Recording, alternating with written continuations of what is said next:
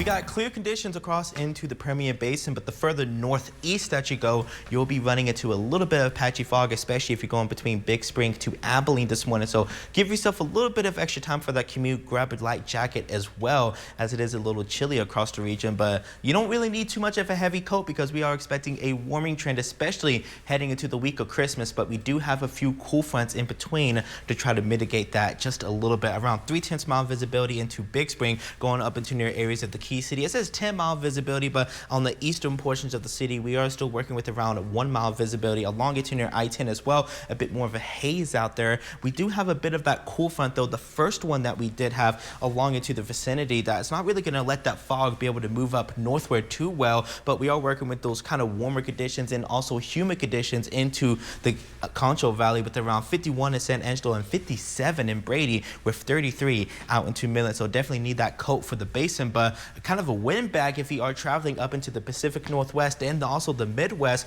with high wind warnings and wind advisories alongside some winter storm warnings up there. We're not going to see any of that precipitation, but this will be kind of our next cool front that will be coming in as we head into Thursday. That will bring a little bit of some breezier conditions, but just some slightly cooler temperatures into the 60s. That's going to be coming in by around the late morning into the afternoon hours. Here's kind of the timing of that cold front reaching along the I-20 corridor into the Permian Basin by the late morning into the early afternoon, pushing out throughout much of the whole region by the evening hours, in which it will be rather breezy, with the breezy conditions going to be into the Big Country, Concho Valley, into the areas of Orange. Could be gusting nearly upwards of 35, maybe even 40 miles per hour. But the further west that you go, those winds do tend to taper off as the gustier portions of the winds are going to remain off into the east. So going to be certainly a breezy day on Thursday, but temperatures at least heading into Friday morning will be cooler. I think a bit more of those low to middle 30s across the board, and it's certainly going to be rather nice, but warm up rather quickly as we head into Friday, as we're going to pick up on some southerly winds